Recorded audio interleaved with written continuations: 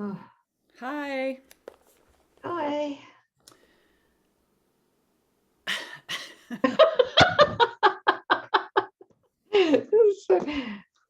We look like stunned fish. I do. Um, okay, here We're we on go. our final descent into the final lessons. Yeah. Yeah. It almost feels like the last week of high school. Oh, that's a good point. Yeah. Yes, that does feel like that. Doesn't it? Yes. It's like Yeah. bittersweet, you know? It's like, oh, this is awesome, but oh, this is awful. Anyway, all right. I'm going to read the introduction on the final lessons, and then Nook's going to share lesson 361. We may unpack something in this final lesson intro. I don't know. Let's see. Our final lessons will be left as free of words as possible. We use them but at the beginning of our practicing and only to remind us that we seek to go beyond them. Let us turn to Him who leads the way and makes our footsteps sure. To Him we leave these lessons, as to Him we give our lives henceforth. For we would not return again to the belief in sin, which made the world seem ugly and unsafe, attacking and destroying, dangerous in all its ways, and treacherous beyond the hope of trust and the escape from pain. His is the only way to find the peace that God has given us. It is His way that everyone will travel in the end, because it is this ending God Himself appointed. In the dream of time, it seems to be far off, and yet, in truth, it is already here, already serving us as gracious guidance in the way to go. Let us together follow in the way that truth points out to us, and let us be the leaders of our many brothers who are seeking for the way, but find it not. And to this purpose, let us dedicate our minds, directing all our thoughts to serve the function of salvation. Unto us the aim is given to forgive the world. It is the goal that God has given us. It is His ending to the dream we seek, and not our own. For all that we forgive, we will not fail to recognize as part of God Himself. And thus His memory is given back completely and complete. It is our function to remember Him on earth as it is given us to be His own completion in reality. So let us not forget our goal is shared, for it is that remembrance which contains the memory of God and points the way to Him and to the heaven of His peace. And shall we not forgive our brother who can offer this to us? He is the way, the truth, and life that shows the way to us. In Him resides salvation, offered us through our forgiveness given unto Him. We will not end this year without the gift our Father promised to His Holy Son. We are forgiven now, and we are saved from all the wrath we thought belonged to God and found it was a dream. We are restored to sanity, in which we understand that anger is insane, attack is mad, and vengeance merely foolish fantasy. We have been saved from wrath because we learned we were mistaken, nothing more than that. And is a father angry at his son because he failed to understand the truth? We come in honesty to God and say, we did not understand, and ask Him to help us to learn His lessons through the voice of His own teacher. Would He hurt His son? Or would He rush to answer him and say, "This is my son, and all I have is his"? Be certain He will answer thus, for these are His own words to you. And more than that can no one ever have. For in these words is all there is, and all that there will be throughout all time and in eternity.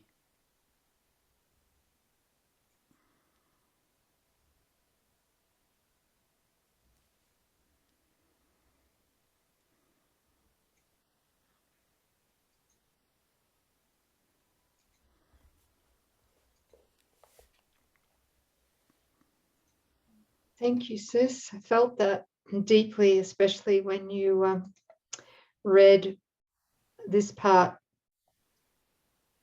We come in honesty to God and say we did not understand, and ask Him to help us to learn His lessons through the voice of His own teacher. Would He hurt His son? Or would He rush to answer him and say, "This is my son, and all I have is his"? Be certain He will answer thus, for these are His own words to you.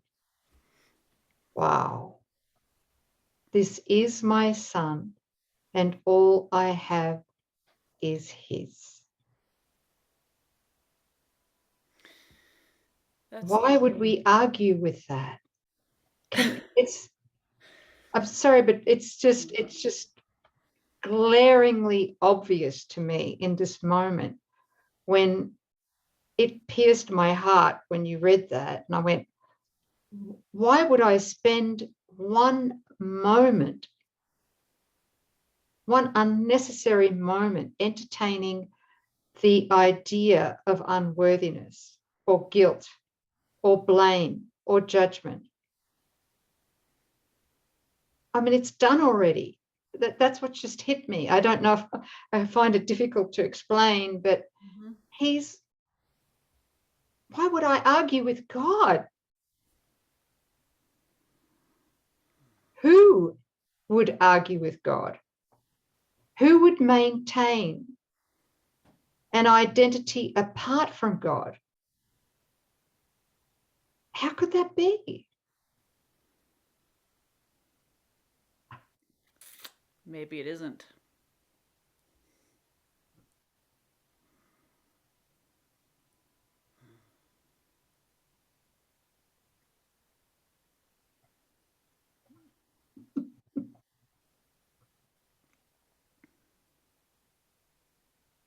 What's it feel like to rest in that, in the truth of what He knows about us?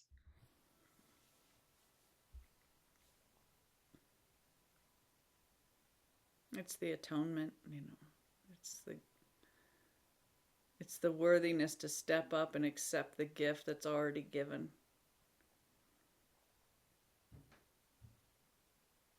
I've always loved the story of the prodigal son in the Bible because it's each and every one of our story, and it's so amazing.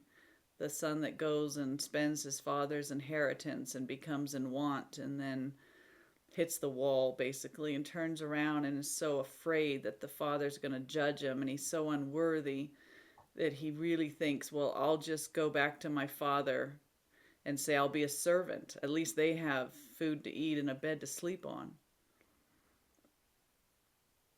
And there's the second son that's at home that's upset that the first son spent his inheritance and the father's throwing him this big party, and the second son's upset, and the father comes out to him and says, your brother was lost and he's found and he's back. Well, don't you want to come in and join the celebration? And the son balks and says, well, I've been a good son and I've been home and I'm doing everything that you asked me to, and I don't have a party.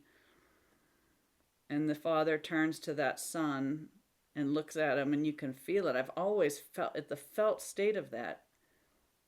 Son, thou art always with me, and all that I have is thine. And I think the moral of all of that is ultimately, we are the second son that never left home. And that's the Father's declaration to every single one of us. Or as he said to Jesus, this is my beloved Son in whom I am well pleased. That's his only declaration over his son. Yeah. Why would you hide from that? Yeah. Question we need to ask ourselves in every moment. Just so grateful that because of God's grace and perfect love, it never actually occurred.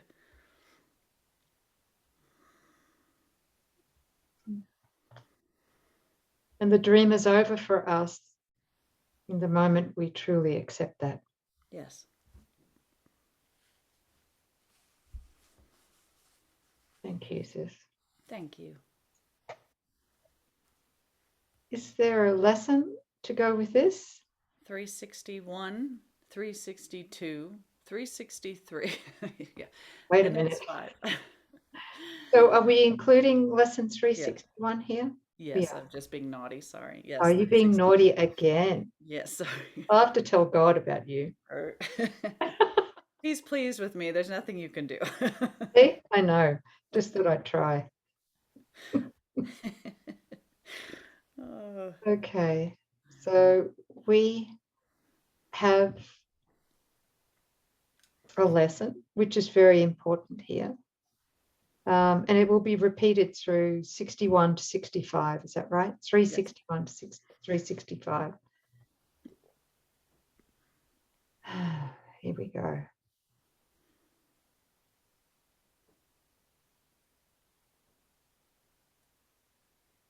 This holy instant would I give to you. Be you in charge, for I would follow you, certain that your direction gives me peace. We've got brings me peace, but that's okay. I like brings. Mm-hmm. And if I need a word to help me, he will give it to me. If I need a thought, that will he give also. And if I need but stillness and a tranquil, open mind, these are the gifts I will receive of him. He is in charge by my request, and he will hear and answer me, because he speaks for God, my Father, and his Holy Son.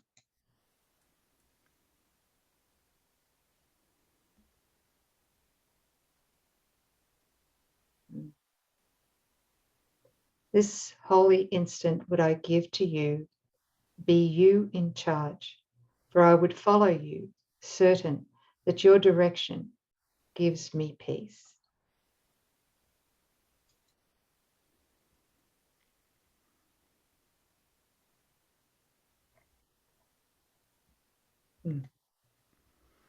Thank you, sis.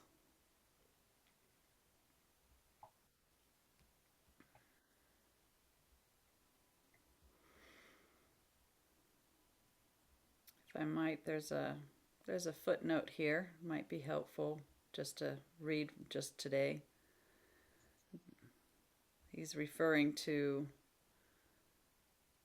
that paragraph, the one that we were given. He says, "These are all ways in which the Holy Spirit may step in and guide our practice period. He may give us a word to repeat. We may not be ready for a complete absence of words. He may give us a thought to dwell on, and he may just give us a still, tranquil, open mind.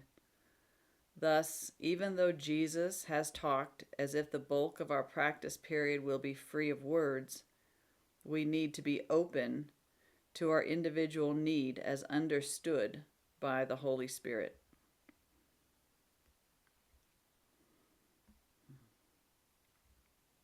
I guess he's pointing to just ask and then trust what you receive.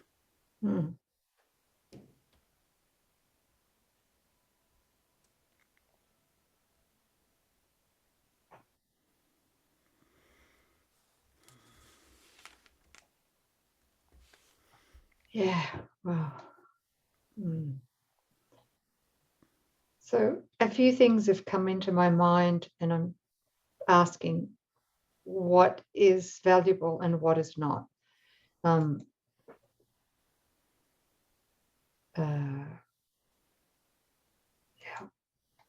Do we want to recommend a blog for this one too? Yeah, you had a blog. Yeah, it's titled "Do You Want to Awaken or Do You Want Inner Peace?" Yeah, and it's going to be below the video here, and yeah, and it's an eye opener, because do you want to awaken or do you want inner peace? It's kind of a curious question, isn't it? Yeah, it threw me at first when you told me the title, because I was thinking inner peace is the way to awakening, but yet if the spiritualized ego is driving the mind, the last thing it's going to want is inner peace, and it's going to go for, pounding on the principles and very heady and very wordy, and that's actually being duped as a distraction, because awakening comes from this tranquil, still, open mind. That's where the miracle occurs, in the holy instant, mindful presence here and now, and accepting the atonement. We don't actually do anything except choose to accept it and receive it. Right. And so the spiritualized ego is redundant. And I found this, and I've spoken about it before. I had a few years there where it was the spiritualized ego that was seeking enlightenment, awakening. And it was very painful, very, very painful. Yes. And it's the same ego, it's the same ego that avoids peace at any cost. If we read, the obstacles to peace in chapter 19, the first one is the desire to get rid of peace. That's the spiritualized ego, because its adrenaline rush is in the hunt. There's no hunting in peace. There's a quiet receiving, quiet acceptance. Yeah. It's so foreign to the mind that has always fed off of knowing, pursuing, learning, and then demonstrating that it knows. I don't know if I've even spoken about it, but that's really where I'm at right now. Just completely letting the spiritualized ego crash and burn, because I was seeing that it was blocking where I desire to go. I really thought it was helping, but it's not. It all has to go. And I was still thinking that it was helpful, but I'm now recognize that none of it is helpful at this stage. Learning is over, and now it's about embodying by being, making the invitation and allowing. That's it. That's it, sis. Thank you for joining me here. Yes. Yeah. Feels like a bit of a free fall, but that's good. That's letting go of control. Would you say from your experience that doing these lessons has accelerated that process for you? Oh, it's everything. This whole year doing these workbook lessons with all of you has really allowed me to live the lessons instead of just being a teacher online. Yeah, it's the power of the joining. I feel like all of these lessons, I've been living them, as we go along, like whatever's up for us, and I'm living it real time, so to Mm-hmm. speak. So it's beautiful. It's absolutely perfect. And I can tell from some of the comments that you guys are making that you're coming right along. It's the same thing. It's not going to mirror mine exactly, but it's absolutely perfect where you're at. The lessons are speaking right to you, and you're undoing the layers. Yeah. So yes, sis, I would say definitely. Beautiful. Thank Yeah. you. How do you say thank you for that?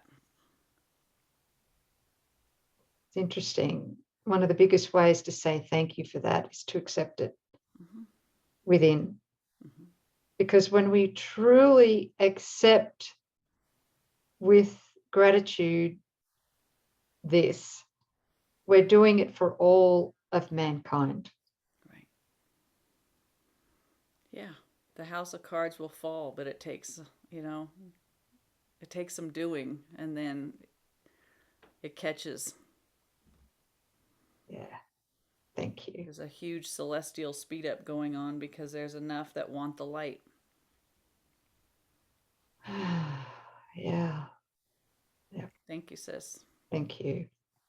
Is there anything else we need to talk about? Yeah, there's going to be underneath in the description box and show more, there's going to be the blog that sis just mentioned. But we also are padding out the next 5 lessons with another link that has 5 blogs. It's a series or a set, and each one contains a healing demonstration, like literal miracles.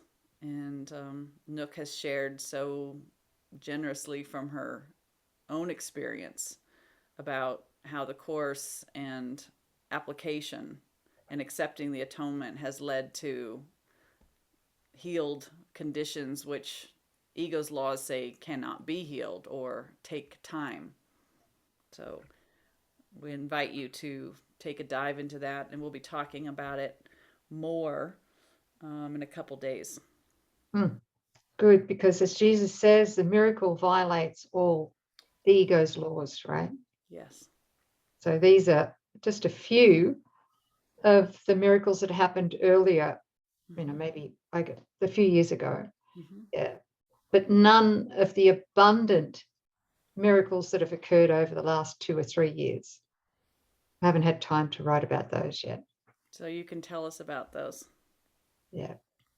If it felt right. What about you, sis? You've got a few to share. Yeah, it's just that during that time, I really wasn't even a course student. So I didn't know if it was right to, the principles are the same. Yeah. They're universal. Yeah. Thank you. Good. Thanks, guys. Okay. So that's the intro and lesson 361. Thanks for joining us. Thank you.